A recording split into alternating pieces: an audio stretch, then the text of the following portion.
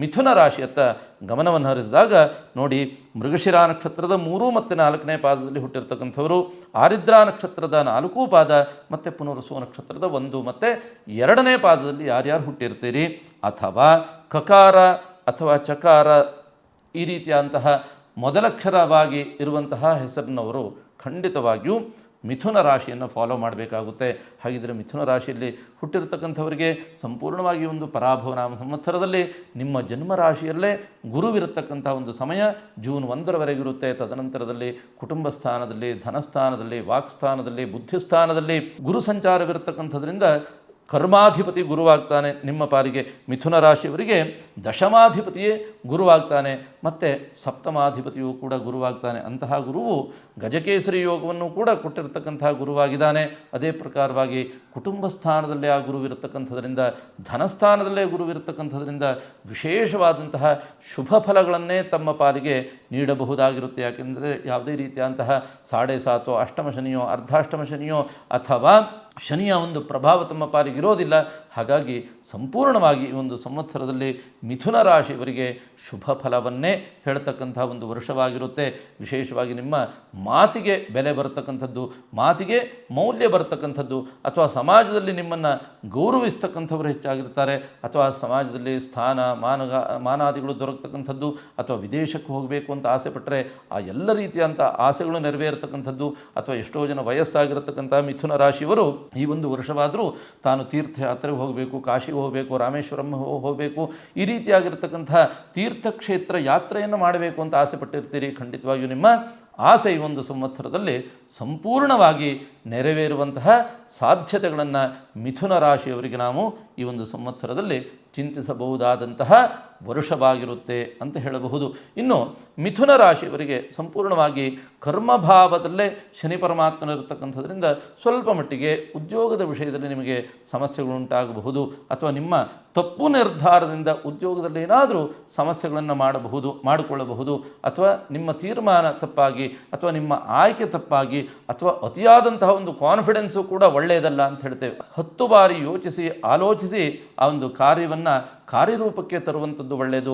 ಅದರಲ್ಲಿಯೂ ಕೂಡ ವಿಶೇಷವಾಗಿ ನಿಮ್ಮ ಉದ್ಯೋಗದ ಒಂದು ಸ್ಥಳದಲ್ಲಿ ತಪ್ಪು ನಿರ್ಧಾರಕ್ಕೆ ನೀವು ಕಾರಣರಾಗುವಂತಹ ಒಂದು ಸಾಧ್ಯತೆಗಳು ಹೆಚ್ಚಾಗಿರುತ್ತೆ, ಅಥವಾ ನಿಮಗಿಂತಲೂ ಕೂಡ ಮೇಲಧಿಕಾರಿಗಳಿಂದ ಕಿರುಕುಳಕ್ಕೆ ಒಳಪಡುವಂತಹ ಒಂದು ಸಾಧ್ಯತೆಗಳಿರುತ್ತೆ, ಅಥವಾ ನಿಮ್ಮನ್ನು ಸ್ವಲ್ಪ ಮಟ್ಟಿಗೆ ದಮನ ಮಾಡ್ತಕ್ಕಂಥವರು, ಅಥವಾ ನಿಮ್ಮನ್ನು ಮೆಟ್ಟಿ ನಿಲ್ತಕ್ಕಂಥ ಒಂದು ಜನಗಳು ಹೆಚ್ಚಾಗಿರುತ್ತೆ. ಅವರನ್ನೆಲ್ಲರನ್ನೂ ಕೂಡ ಎದುರಿಸಿ ಮುನ್ನಡೆಯಿರಿ. ಯಾಕೆಂದರೆ ಭಾಗ್ಯದ ರಾಹು ಆಗಿರ್ತಾನೆ ಈ ಒಂದು ಸಂವತ್ಸರದಲ್ಲಿ, ಕರ್ಮಸ್ಥಾನದ ಶನಿಯಾಗಿರೋದ್ರಿಂದ ಸ್ವಲ್ಪ ಮಟ್ಟಿಗೆ ಈ ಎರಡೂ ವಿಷಯದಲ್ಲಿ ಸ್ವಲ್ಪ ಮಟ್ಟಿಗೆ ಹುಷಾರಾಗಿರುವಂಥದ್ದು ಉತ್ತಮ. ಇನ್ನು ವಿವಾಹದ ವಿಷಯಕ್ಕೆ ಬಂದರೆ ಪ್ರಾಯಸಮರ್ಥರಂತಹ ಹೆಣ್ಣಿರಲಿ ಅಥವಾ ಗಂಡಿರಲಿ ಖಂಡಿತವಾಗಿಯೂ ಈ ಒಂದು ಸಂವತ್ಸರದಲ್ಲಿ ವಿವಾಹದ ಒಂದು ವಿಷಯವಾಗಿ ನೀವು ಕಾಯಾವಾಚ ಮನಸ ತ್ರಿಕರಣ ಶುದ್ಧರಾಗಿ ಪ್ರಯತ್ನವನ್ನು ಪಟ್ಟಲ್ಲಿ ಖಂಡಿತವಾಗಿಯೂ ನಿಮಗೆ ವಿವಾಹದ ವಿಷಯದಲ್ಲಿ ಸಕ್ಸಸ್ ರೇಟ್ ತುಂಬಾ ಚೆನ್ನಾಗಿದೆ. ಅರ್ಥಾತ್ ನೀವು ಪ್ರೀತಿಸುವಂತಹ ಅಥವಾ ನೀವು ಇಷ್ಟಪಡುವಂತಹ ಅಥವಾ ನೀವು ಒಪ್ಪುವಂತಹ ಒಂದು ಸಂಬಂಧ ಖಂಡಿತವಾಗಿಯೂ ನಿಮ್ಮ ಜೀವನದಲ್ಲಿ ಈ ಒಂದು ವರ್ಷ ಬಂದೇ ಬರುತ್ತೆ. ವಿವಾಹಾದಿ ಮಂಗಳ ಕಾರ್ಯದ ಒಂದು ಯೋಗ ತಮ್ಮ ಪಾಲಿಗೆ ಖಂಡಿತವಾಗಿಯೂ ಇದೆ ಅಂತ ಹೇಳ್ತೇನೆ. ಇನ್ನು ಧನಸ್ಥಾನದಲ್ಲೇ ಗುರುವಿರತಕ್ಕಂಥದ್ರಿಂದ ಧನಾಧಿಪತಿಯೂ ಕೂಡ ಅವನೇ, ಆದ್ದರಿಂದ ಅವನೇ ಕರ್ಮಾಧಿಪತಿಯೂ ಕೂಡ. ಆದ್ದರಿಂದ ಎಷ್ಟೋ ಜನ ಬಡ್ಡಿ ವ್ಯವಹಾರ ಮಾಡ್ತೀರಿ, ಫೈನಾನ್ಸ್ ಇತ್ಯಾದಿಗಳನ್ನು ಮಾಡ್ತೀರಿ, ಅಥವಾ ದುಡ್ಡು ಕಾಸಿನ ಒಂದು ವ್ಯವಹಾರವನ್ನೇ ಜೀವನದಲ್ಲಿ ಮಾಡ್ಕೊಂಡು ಹೋಗ್ತಾ ಇರ್ತೀರಿ, ಅಥವಾ ನೋಡಿ ಎಷ್ಟೋ ಜನ ಮೀಟರ್ ಬಡ್ಡಿ ವ್ಯವಹಾರ, ಈ ರೀತಿಯಾದಂತಹ ಬಡ್ಡಿ ವ್ಯವಹಾರನ ಎಷ್ಟೋ ಸಂದರ್ಭದಲ್ಲಿ ಒಂದು ಆಸೆಯನ್ನಿಟ್ಟು ಮಾಡ್ಕೊಂಡು ಹೋಗ್ತಾ ಇರ್ತೀರಿ. ಖಂಡಿತವಾಗಿಯೂ ನಿಮ್ಮ ಪಾಲಿಗೆ ಈ ಒಂದು ವರ್ಷ ಸಂವತ್ಸರ ಶುಭ ಫಲವನ್ನೇ ಕೊಡುತ್ತೆ. ಎಷ್ಟೋ ಜನರಿಗೆ ಬರದೇ ಇರುವಂತಹ ಅಪ್ರಾಪ್ತವಾದಂಥ ಒಂದು ಧನವೂ ಕೂಡ ಪ್ರಾಪ್ತವಾಗುವಂತಹ ಒಂದು ಯೋಗ. ಯಾವುದೋ ವರ್ಷದಲ್ಲಿ ಹಣ ಕೊಟ್ಟಿರ್ತೀರಿ, ಅವನಿಗೆ ಏನೋ ಸಮಸ್ಯೆಯಾಗಿ ಆ ಹಣ ಕೊಟ್ಟಿರೋದಿಲ್ಲ, ಆದರೆ ಈ ಒಂದು ಸಂವತ್ಸರದಲ್ಲಿ ಸರಿಯಾದಂಥ ಒಂದು ವ್ಯವಸ್ಥೆಯಲ್ಲಿ ಅವನಲ್ಲಿ ನೀವು ಕೇಳಿ ಹೇಳಿ ಮಾಡಿದರೆ ಖಂಡಿತವಾಗಿಯೂ ಆ ಅಪ್ರಾಪ್ತವಾದಂಥ ಒಂದು ಧನ ಪ್ರಾಪ್ತವಾಗುವಂತಹ ಒಂದು ಯೋಗ ಫಲಗಳನ್ನು ಕೂಡ ಈ ಒಂದು ಸಂವತ್ಸರದಲ್ಲಿ ಚಿಂತಿಸಬಹುದಾಗಿರುತ್ತೆ.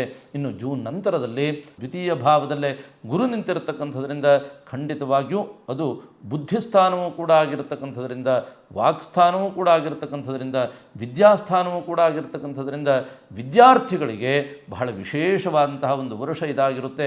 ಜ್ಞಾನಕಾರಕನಾಗಿರತಕ್ಕಂಥವನೇ ಗುರು ಅಂತ ಹೇಳ್ತೇವೆ. ಹಾಗಾಗಿ ಜ್ಞಾನಕಾರಕನಂತಹ ಗುರುವು ಸಂಪೂರ್ಣವಾಗಿ ಈ ಒಂದು ಸಂವತ್ಸರದಲ್ಲಿ ವಿದ್ಯಾಸ್ಥಾನದಲ್ಲೇ ಇರತಕ್ಕಂಥದ್ರಿಂದ ಮಿಥುನ ರಾಶಿಯ ವಿದ್ಯಾರ್ಥಿಗಳಿಗೆ ಈ ಒಂದು ವರ್ಷ ಬಂಪರ್ ಅಂತ ಹೇಳಬಹುದು.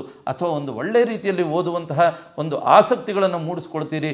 ಅಥವಾ ಈ ಒಂದು ವರ್ಷ SSLC ಎಕ್ಸಾಮನ್ನು ಬರೀಲಿಕ್ಕಿರ್ತಕ್ಕಂಥವರು ಯಾವಾಗ ಮುಂದಿನ ವರ್ಷ ನಾನು ಹೇಳ್ತಾ ಇರೋದು, ಮುಂದಿನ ವರ್ಷ ಸಾಧಾರಣವಾಗಿ ಮಾರ್ಚ್ ಏಪ್ರಿಲ್ನಲ್ಲಿ ಸೆಕೆಂಡ್ PU ಅಥವಾ ಕಾಂಪಿಟೇಟಿವ್ ಎಕ್ಸಾಮು ಅಥವಾ SSLC ಎಕ್ಸಾಮು, ಈ ರೀತಿಯಂಥ ಬೋರ್ಡ್ ಎಕ್ಸಾಮು ಅಥವಾ ವಿದೇಶಕ್ಕೆ ಹೋಗುವುದಕ್ಕೋಸ್ಕರವಾಗಿ ಎಕ್ಸಾಮನ್ನು ಬರೀತಕ್ಕಂಥವರು ಅಥವಾ ನೀಟ್ ಈ ರೀತಿಯಂತಹ ಎಕ್ಸಾಮನ್ನು ಬರೀತಕ್ಕಂಥವರು, ಇವರೆಲ್ಲರಿಗೂ ಕೂಡ ಗುರುವಿನ ಅನುಗ್ರಹ ತುಂಬಾ ಚೆನ್ನಾಗಿರೋದ್ರಿಂದ ಖಂಡಿತವಾಗಿಯೂ ನಿಮ್ಮ ಪಾಲಿಗೆ ಅತ್ಯಂತ ಸಕ್ಸಸ್ ರೇಟ್ ತುಂಬಾ ಚೆನ್ನಾಗಿರುತ್ತೆ. ಈ ಒಂದು ವರ್ಷ ಚಿಂತೆ ಪಡ್ತಕ್ಕಂಥದ್ದು ಬೇಡ. ಹಾಗಿದ್ದರೆ ದೋಷವಿಲ್ವೇ ಸ್ವಾಮಿ ಅಂತಂದರೆ ಖಂಡಿತವಾಗಿಯೂ ದೋಷವಿದೆ. ಯಾಕೆಂದರೆ ಭಾಗ್ಯದ ರಾಹುವಾದ್ದರಿಂದ ವಯಸ್ಸಾಗಿರತಕ್ಕಂತಹ ತಂದೆ ತಾಯಿಯು ಮನೆಯಲ್ಲಿದ್ದರೆ ಅವರ ಆರೋಗ್ಯದಲ್ಲಿ ಸಮಸ್ಯೆಗಳಾಗಬಹುದು. ಅವರ ಆರೋಗ್ಯಕ್ಕೋಸ್ಕರವಾಗಿ ಸ್ವಲ್ಪ ಮಟ್ಟಿಗೆ ಸುಬ್ರಹ್ಮಣ್ಯನ ಆರಾಧನೆ, ಉಪಾಸನೆ ಇತ್ಯಾದಿಗಳನ್ನು ಮಾಡಿಕೊಳ್ಳಿ. ಅಥವಾ ತುಂಬಾ ವಯಸ್ಸಾಗಿರತಕ್ಕಂಥ ತಂದೆ ತಾಯಿಗಳಿದ್ದರೆ ವಿಶೇಷವಾಗಿ ನಾವು ಹೇಳ್ತೇವೆ ನೋಡಿ, ನಿನಗೆ ಕರ್ಮಾಧಿಕಾರ ಯೋಗ ಅಂತ, ಆ ರೀತಿಯಂಥ ಒಂದು ಕರ್ಮಾಧಿಕಾರ ಯೋಗವನ್ನು ಕೂಡ ಈ ಒಂದು ರಾಶಿಯವರಿಗೆ ಹೇಳಬಹುದಾಗಿರುತ್ತೆ. ಹಾಗಾಗಿ ಸ್ವಲ್ಪ ಮಟ್ಟಿಗೆ ತಂದೆ ತಾಯಿಯರ ಪ್ರೀತಿ ವಿಶ್ವಾಸದ ಕುರಿತಾಗಿ ಹೆಚ್ಚಿನದಾದಂತಹ ಒಂದು ಆಸಕ್ತಿಗಳು ತಮ್ಮ ಪಾಲಿಗಿರಲಿ. ಅಥವಾ ಏನೋ ಆಸೆ ಪಡ್ತಾರೆ, ಏನೋ ಕೇಳ್ತಾರೆ, ಅದನ್ನು ಖಂಡಿತವಾಗಿಯೂ ನೆರವೇರಿಸ್ಕೊಡಿ. ಅದರಿಂದ ಒಂದು ವಿಶೇಷವಾದಂಥ ಒಂದು ಶುಭ ಫಲಗಳನ್ನು ಕೂಡ ನೀವು ನಿರೀಕ್ಷಣೆಯನ್ನು ಮಾಡಬಹುದು ಅಂತ ಹೇಳ್ತಾ, ಮಿಥುನ ರಾಶಿಯವರು ಸಂಪೂರ್ಣವಾಗಿ ಈ ಒಂದು ಸಂವತ್ಸರದಲ್ಲಿ ನೋಡಿ, ಶುಭ ದಿನಾಂಕವಾಗಿ 5, 14 ಮತ್ತು 23ನೇ ತಾರೀಖನ್ನು ಚೂಸ್ ಮಾಡಿಕೊಳ್ಳಿ. ಇದರಿಂದ ನೀವು ತುಂಬಾ ಸಕ್ಸಸ್ ರೇಟನ್ನು ಕಾಣ್ತೀರಿ ಆ ಒಂದು ದಿನ ಕೆಲಸ ಕಾರ್ಯವನ್ನು ಮಾಡಿದಲ್ಲಿ. ಹೆಚ್ಚಾಗಿ 3, 5, 6 ಮತ್ತು 8 ಈ ಒಂದು ನಂಬರನ್ನು ಹೆಚ್ಚಾಗಿ ಫಾಲೋ ಮಾಡಿಕೊಳ್ಳಿ. ಖಂಡಿತವಾಗಿಯೂ ಶುಭವಾಗುತ್ತೆ. ಇನ್ನು ಕೆಂಪು ಮತ್ತು ಶ್ಯಾಮವರ್ಣ, ಸ್ವಲ್ಪ ಮಟ್ಟಿಗೆ ಕಪ್ಪು ಮಿಶ್ರಿತವಾದಂತಹ ಒಂದು ಬಣ್ಣವನ್ನು ಹೆಚ್ಚಾಗಿ ಬಳಸ್ತಕ್ಕಂಥದ್ದು ಈ ಒಂದು ವರ್ಷ ನಿಮಗೆ ಶುಭ ಫಲವನ್ನು ನೀಡಲಿಕ್ಕಿದ್ರೆ, ಮಾಣಿಕ್ಯ, ಪಚ್ಚೆ, ವಜ್ರದ ಉಂಗುರವನ್ನು ಶರೀರದಲ್ಲಿ ಧಾರಣೆಯನ್ನು ಮಾಡಿ, ಅಥವಾ ಈ ರೀತಿಯಾದಂತಹ ಒಂದು ಸರ ಅಥವಾ ಡಾಲರ್ ಇತ್ಯಾದಿಗಳಿದ್ದರೆ ಅದನ್ನು ಶರೀರದಲ್ಲಿಯೂ ಕೂಡ ಧಾರಣೆಯನ್ನು ಮಾಡಿಕೊಳ್ಳಿ. ಇದರಿಂದ ವಿಶೇಷವಾದಂತಹ ಒಂದು ರತ್ನ ವಿಭಾಗದಿಂದಲೂ ಕೂಡ ತಾವುಗಳು ಶುಭ ಫಲಗಳನ್ನು ಕಾಣಬಹುದು. ಯಾಕೆಂದರೆ ನವಗ್ರಹಗಳು ನವರತ್ನಗಳು ಅಂತ ಹೇಳ್ತೇವೆ ಅಲ್ವೇ. ರತ್ನವನ್ನು ಧಾರಣೆಯನ್ನು ಮಾಡ್ತಕ್ಕಂಥದ್ರಿಂದಲೂ ಕೂಡ ವಿಪುಲತರವಾದಂತಹ ಒಂದು ಸಂಪತ್ತನ್ನು ಕಾಣಬಹುದು ಅಥವಾ ಶುಭ ಫಲಗಳನ್ನು ಕಾಣಬಹುದು. ಹಾಗಾಗಿ ಮಿಥುನ ರಾಶಿಯವರು ಹೆಚ್ಚಾಗಿ ಈ ರೀತಿಯಾದಂಥ ಒಂದು ವಿಷಯವನ್ನು ಫಾಲೋ ಮಾಡಿ ಒಳ್ಳೆಯದಾಗುತ್ತೆ. ಇನ್ನು ಬುಧವಾರ, ಶುಕ್ರವಾರ ಮತ್ತು ಭಾನುವಾರದ ದಿನದಂದು ಶುಭ ಕಾರ್ಯವನ್ನು ಹಮ್ಮಿಕೊಳ್ಳಿ, ಶುಭ ಕೆಲಸವನ್ನು ಮಾಡಿಕೊಳ್ಳಿ. ಅಥವಾ ಮೊದಲಾಗಿ ಪ್ರಾರಂಭ ಮಾಡ್ತಕ್ಕಂಥ ಯಾವುದೇ ಕೆಲಸ ಕಾರ್ಯಗಳಿದ್ದರೂ ಕೂಡ ಈ ಒಂದು ದಿನ ಪ್ರಾರಂಭ ಮಾಡ್ತಕ್ಕಂಥದ್ರಿಂದ ಖಂಡಿತವಾಗಿಯೂ ಈ ಒಂದು ರಾಶಿಯವರಿಗೆ ಶುಭ ಫಲಗಳನ್ನು ಹೇಳಬಹುದಾಗಿರುತ್ತೆ. ಇನ್ನು ದೇವತಾ ಉಪಾಸನೆ ಆರಾಧನೆಯಲ್ಲಿ ನೋಡಿ, ಸಾಧ್ಯವಾದಲ್ಲಿ ಓಂ ನಮೋ ನಾರಾಯಣಾಯ ನಮಃ ಈ ಒಂದು ಅಷ್ಟಾಕ್ಷರಿ ಮಂತ್ರವನ್ನು ಪ್ರತಿನಿತ್ಯ ಹೇಳಿಕೊಳ್ಳಿ. ಈ ಒಂದು ಸಂವತ್ಸರದಲ್ಲಿ ತುಂಬಾ ಒಳ್ಳೆಯ ಫಲಗಳನ್ನು ತಾವುಗಳು ನಿರೀಕ್ಷಣೆಯನ್ನು ಮಾಡಬಹುದು. ಇನ್ನು ಸಾಧ್ಯವಾದಲ್ಲಿ ಅಥವಾ ಸಮಯ ಇದೆ, ನಮಗೆ ಇಂಟ್ರೆಸ್ಟ್ ಇದೆ ಅಂತಂದರೆ ಪ್ರತಿನಿತ್ಯ ವಿಷ್ಣು ಸಹಸ್ರನಾಮವನ್ನು ಮನೆಯಲ್ಲಿ ಪಠನೆಯನ್ನು ಮಾಡಿ ಅಥವಾ ಶ್ರವಣಾದಿಗಳನ್ನು ಮಾಡಿ. ಇನ್ನೊಂದು ವಿಶೇಷವಾದಂಥ ಒಂದು ಕಿವಿ ಮಾತನ್ನು ಹೇಳ್ತೇನೆ ನೋಡಿ, ಮನೆಯ ಮುಂಭಾಗ ತುಳಸಿ ಗಿಡ ಇದ್ದರೆ ಅಥವಾ ತುಳಸಿ ಗಿಡವನ್ನು ಇಟ್ಟು ಪ್ರತಿನಿತ್ಯ ಆ ಒಂದು ತುಳಸಿ ಗಿಡಕ್ಕೆ 1 ಲೋಟ ಆಗುವಷ್ಟು ನೀರನ್ನು ಹಾಕಿ ಆ ತುಳಸಿ ದೇವಿಯನ್ನು ಪ್ರಾರ್ಥನೆಯನ್ನು ಮಾಡಿ. ಈ ರೀತಿಯಾದಂಥ ಒಂದು ಸುಲಭದ ಪರಿಹಾರ ಮಾರ್ಗವನ್ನೂ ಕೂಡ ತಾವು ಅನುಸರಿಸ್ತಕ್ಕಂಥದ್ರಿಂದ ಉತ್ತಮವಾದಂಥ ಒಂದು ಫಲವನ್ನು ತಾವು ನಿರೀಕ್ಷಣೆಯನ್ನು ಮಾಡಬಹುದು.